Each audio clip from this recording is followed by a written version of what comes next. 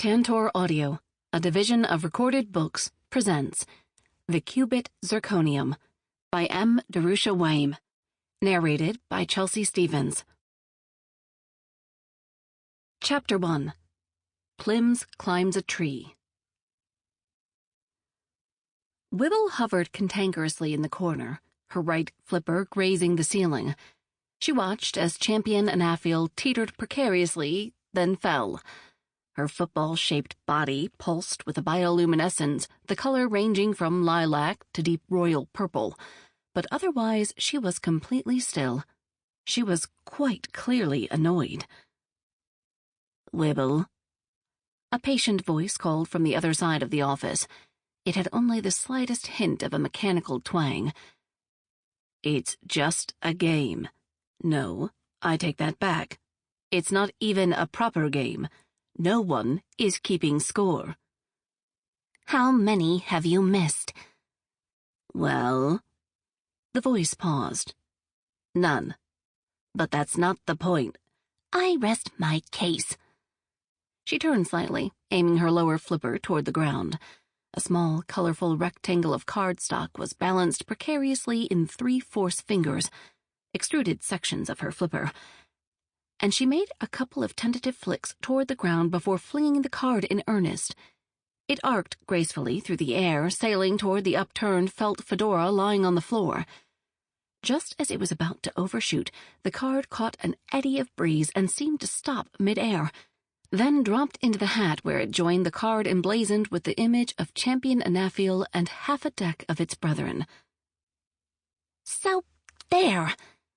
Wibble shouted in triumph, her body flushing through a pastel rainbow before settling on a smug, deep rose as she waggled her tail to descend toward the hat. "I told you I could make that shot." "Indeed you did," Pplimz said, extending a mechanical arm to collect their hat. As their arm retracted to where they were seated at a large wooden desk, the rectangular screen that displayed the face they were currently wearing looked mildly amused. They dumped the cards onto the desk and said, "I am deeply unconvinced that tossing cards into a hat is a sensible or enjoyable activity to pass the time."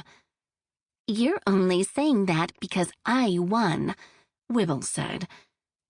"There are no rules, and therefore no method of determining a winner," Pplimz argued, neatly collecting the cards with 3 appendages extruded from their sleek dark body, ordering the cards with blinding speed, then placing them back in the box.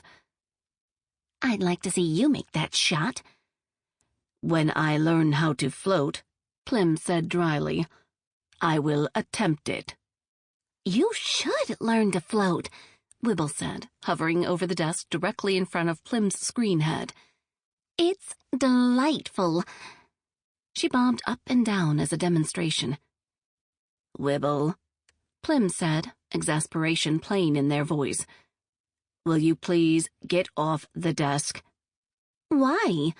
Wibble said, although she slowly flowed off to the side. "There is absolutely nothing whatsoever going on right now."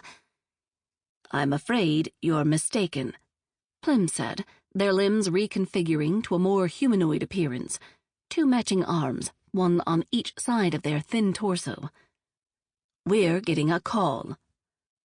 The desktop illuminated and a shimmering screen popped into view. A jerky video feed appeared, an out-of-focus face more or less centered in the frame. "Oh, dear," Pplimz said, recognizing the caller. "Ooh, goody!" Wibble exclaimed as she floated over to Pplimz's side. "This doesn't look boring at all." Pplimz sighed and flicked open the communicator. "Taylor the Taupe?" Pplimz said. "Is that you?" The video feed was of extremely poor quality, and there was a distinctive lag. He must be calling from a cave or tunnel. Every type of terrain imaginable was found on the enormous planet, so that didn't exactly narrow down his location. "I always thought it was Taupe the Tailor," Wibble said in a whisper. "Be quiet, Wibble. Taylor, are you there?"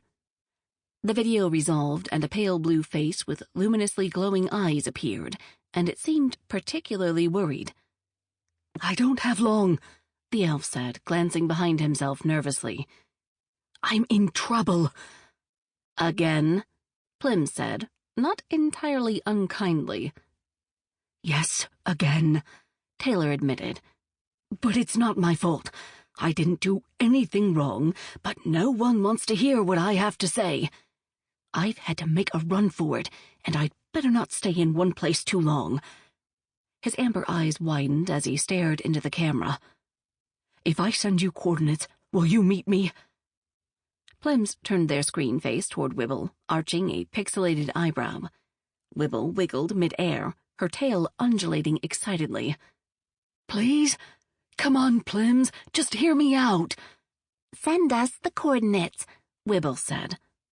"Thank you, Wibble," Taylor said, relief flooding his face. "I knew I could count on you." "We haven't agreed to anything," Pplimz reminded him. "But we'll think about it." "That's the best I can hope for, I guess," Taylor said, then startled at a sound behind him. "Got to go," he whispered. "I'll be in touch." The video blacked out, and Pplimz turned to Wibble. "You'll say yes to anything, won't you?" "Of course not," she said. "Well, probably not, anyway. Besides, it's this or more games of toss the card into the hat, and we all know you don't want to lose another round." Pplimz said nothing, shaking their screen head in disbelief. A tiny smile played on their simulated lips, though. They picked up the dark charcoal hat and placed it gingerly atop their head. Defying all laws of gravity and most senses of aesthetics, it stayed put. They shrugged on a muted gray and black plaid double-breasted suit coat, which matched the slim-cuffed trousers that hid their lower appendages. Their nimble carbon fiber fingers buttoned up the coat, and they gracefully waved an arm toward the frosted smart glass door of the office. The glass displayed several glyphs rendered by a system which automatically detected a visitor's species, then displayed in the languages they might be expected to read. Wibble and Pplimz, investigators for hire. After you. "Honestly, Wibble," Pplimz said, settling into a plush armchair in the passenger section down below on the ship.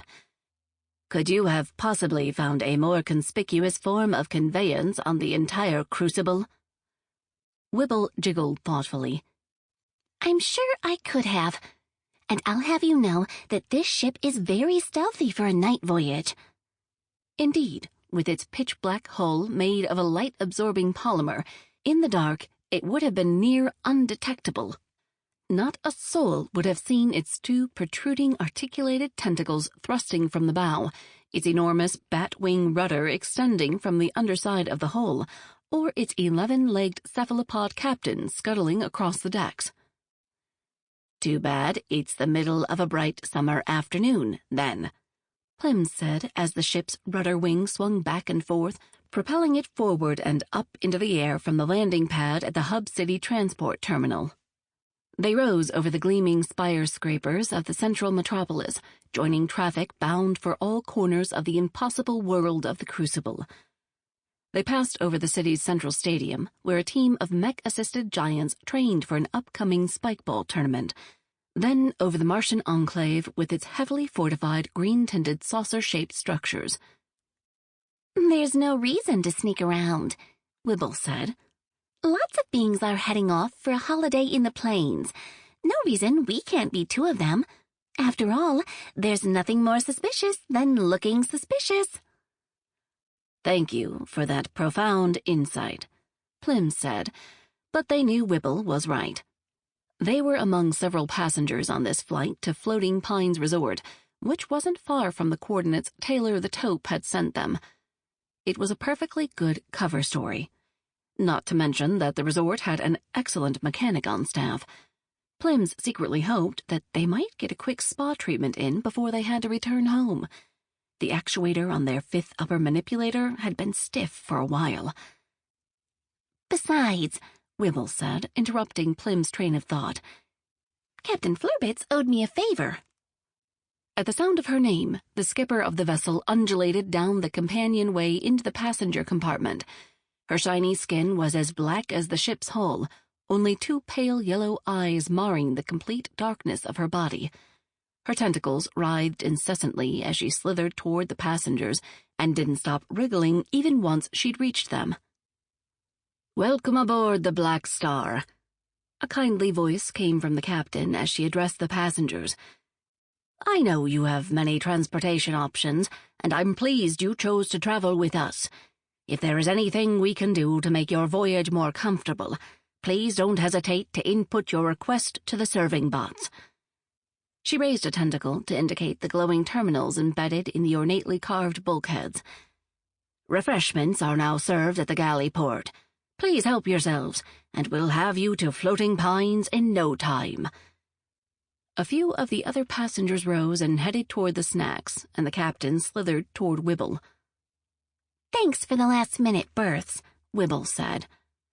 "Black Star Tours is always happy to help," the captain said cheerfully. Then quietly added, "If there's anything else you need—" "Well—" "No, thank you," Pplimz interrupted, glaring at Wibble. "Whatever debt you think you owe us is fully repaid. We deeply appreciate your help." A slight crimson tone flashed briefly across the captain's body, then she returned to her natural hue. "As I said, I'm always happy to help. Please, enjoy the hospitality on your way to the resort." She wriggled up the companionway ladder and disappeared onto the deck. "Now look what you've done," Wibble said. "We can afford to pay for passage," Pplimz said. "There's no need to extort favors from anyone." "It was not extortion," Wibble said indignantly. "I offered to pay for this trip, but she wouldn't hear of it. Fleur Bits comes from a people with a strong belief in the balance of the universe. I helped her out with a minor miscommunication with a dry dock when the Black Star needed a refit, and ever since then, she won't stop asking to repay me.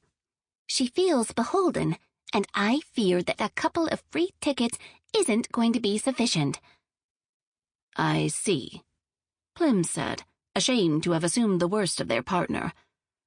"Well, I wish you'd told me that before."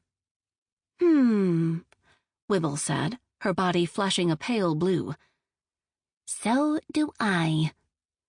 She rolled over lazily, then said, "It is a beautiful ship, isn't it?"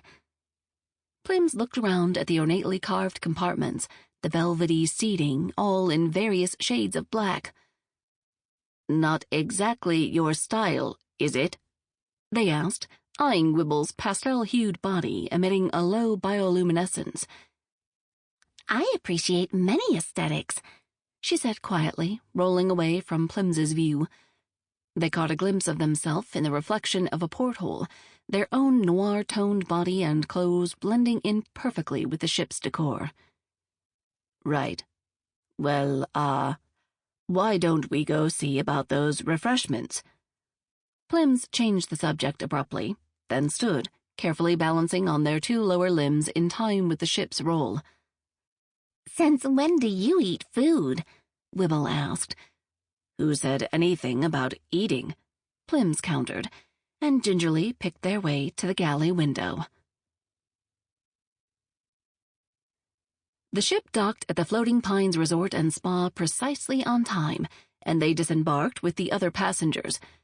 As the majority of the guests turned left toward the reception area of the resort, Pplimz and Wibble slipped away from the group and veered right, toward a poorly lit path among the eponymous floating pines. The forest appeared to be composed of perfectly ordinary pine trees, save for the fact that their roots grew into the air instead of soil and ended no less than 4 inches above the ground. "Aren't these trees lovely?" Wibble said, bobbing up and down to investigate a rather large pine from bottom to top. "I'm sure they are," Pplimz said, rapidly extending 2 of their upper appendages to help them navigate in the severely reduced gravity. "I'd rather not investigate them quite so closely," they added as they tripped and narrowly avoided crashing into a ball of roots. "Let me help you.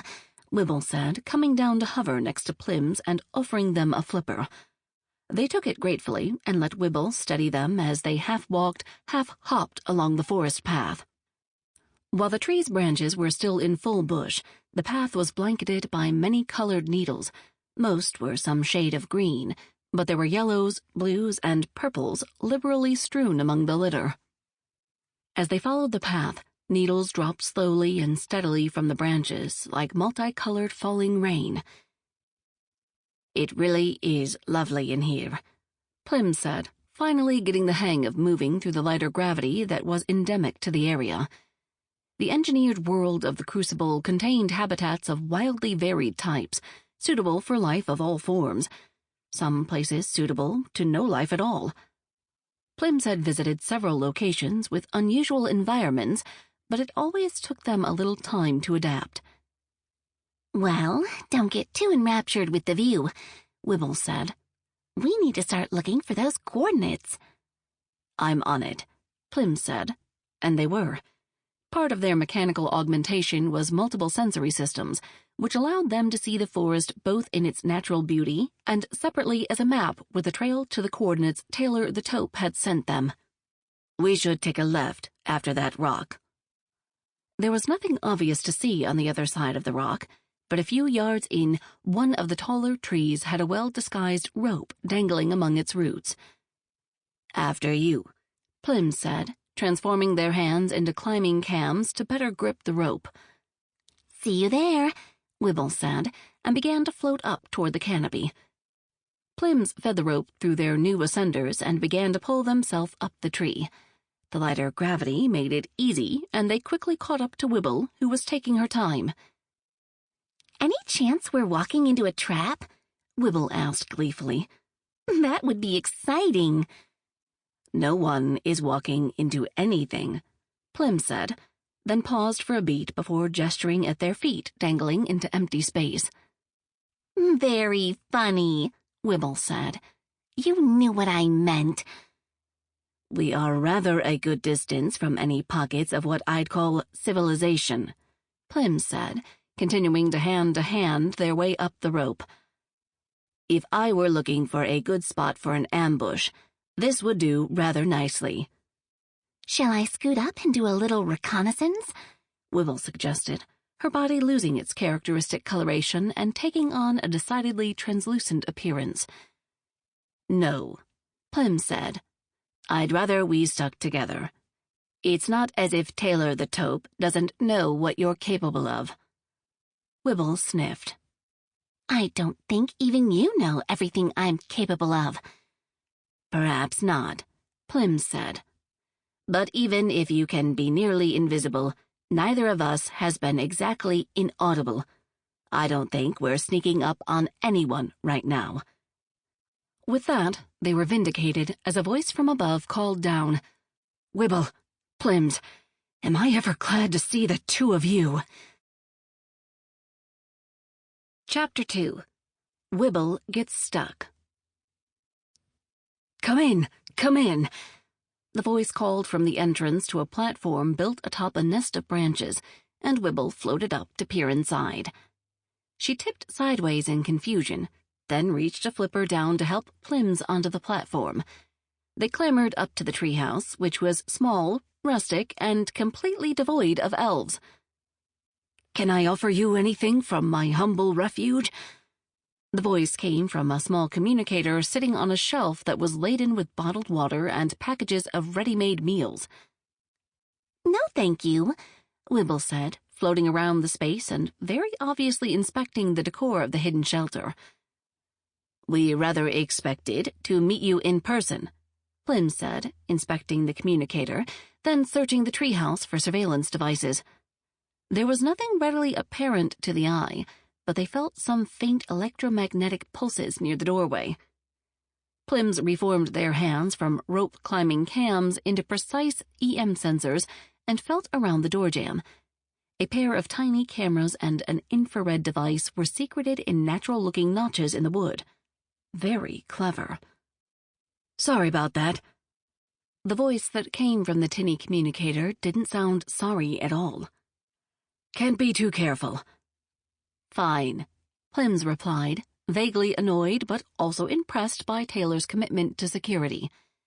Now, I understand time is of the essence. Perhaps you should tell us what's going on. Pplimz turned back into the small treehouse and perched themselves on a large sawn-off tree branch that functioned as a chair, then swiveled their head sharply. Wibble, get out of there. Wibble's front end was buried deep in a rough sack sitting on the floor of the treehouse, her tail waggling out its mouth. She tried to turn over in the bag, but her side flippers got caught in the opening, and for a moment it looked as if the sack had come to life as she squirmed about inside it. Eventually there was a muffled pop, and she floated out of the bag, a sheepish orangey blue tint to her now perfectly spherical body. Pplimz blinked slowly twice, then turned back to the communicator, ostentatiously ignoring Wibble. For her part, she popped back to her normal ovoid shape and wafted over to them. I have found myself in rather a delicate predicament, Taylor said. It seems that the Star Alliance has issued a writ of detainment with my face on it. Ooh, that's not good, Wibble said, her tone sounding as if it were in fact rather good indeed. I've been accused of stealing a rather valuable piece of jewelry from a Star Alliance officer, Taylor continued. Oh dear, Pplimz said. They wouldn't put theft of anything past Taylor, but the newest arrivals on the Crucible were still a bit of an unknown quantity. The SAV Quantum, one of the finest exploration ships in the Grand Star Alliance fleet, crashed into the Crucible not long ago. It had made waves all across the enormous world. Not literally, of course. It had crashed into an arid area in the east, far from any of the many oceans and seas in this small corner of the Crucible. But beings far and wide heard the news of the giant starship and its mostly but not entirely human crew, with their lofty ideals and killer technology. I didn't take it, Taylor said. But... He paused briefly. I was in the neighborhood when the tiara disappeared, and you know how humans are. A lot of elves happen to be thieves, so when something goes missing and there's an elf nearby, well, obviously that's who they're going to suspect. I don't know about that, Pplimz said, frowning. I've never heard of a Star Alliance officer who jumped to conclusions.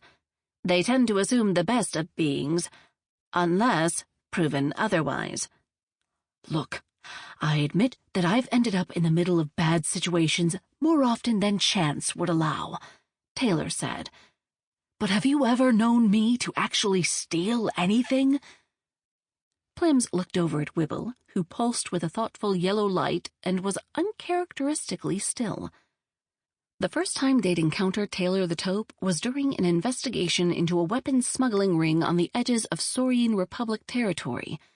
Taylor had been working with one of the Compsognathus scribes on a scheme to open a restaurant, when it turned out that the scribe had also been running a sideline in creating false custom sword orders for the local blacksmith.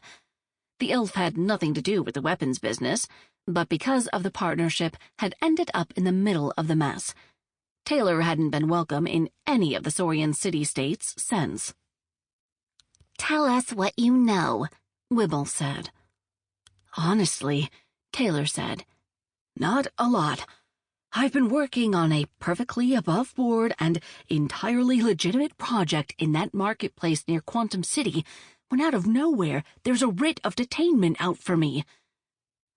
New beings arrived in the Crucible all the time, drawn there by inexplicable forces of the universe, and equally inexplicably none were ever able to leave. But the Star Alliance ship Quantum contained the single largest group of new inhabitants anyone in the area could remember, and its well-trained, enthusiastic, and unusually broad-minded crew upset the easy balance among the many species and factions. Of course, the more enterprising and mercenary beings saw the new arrivals as an opportunity, and a bustling marketplace built up around the downed starship. It was nothing like Hub City, with its spire scrapers, air cars, and well-defined enclaves. but the enterprising crew and the other beings who'd moved into the area were building a township on the site of the wreckage of the Quantum, and while the Star Alliance personnel still referred to it as Camp 1, everyone else called it Quantum City. "What could I do?" Taylor said miserably. "I went underground." Wibble poked her front end out the door of the treehouse. "More like way above ground." "You know what I mean," Taylor said. "As soon as I heard they were looking for me, I made a run for it, and I've been burning through my safe houses ever since." "A sensible, if slightly suspicious, mode of operation," Pplimz said. "So why call us?" "I'm running out of bolt holes," Taylor explained. "And apparently the Star Alliance has no shortage of resources to come after me. I swear I had absolutely nothing to do with that tiara going missing." "Did it occur to you to perhaps tell the authorities that?"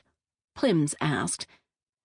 "Since when is the word of a pointy-eared small-time grifter going to be believed over that of a Star Alliance officer?" Taylor said angrily. "Did someone in the Alliance call you that?" Wibble demanded, her body flushing deep purple. "Not to my face," Taylor admitted. "But you hear things." "You shouldn't believe everything that you hear," Pplimz admonished, but their voice was gentle. "So how can we help?" "I don't really know," Taylor said.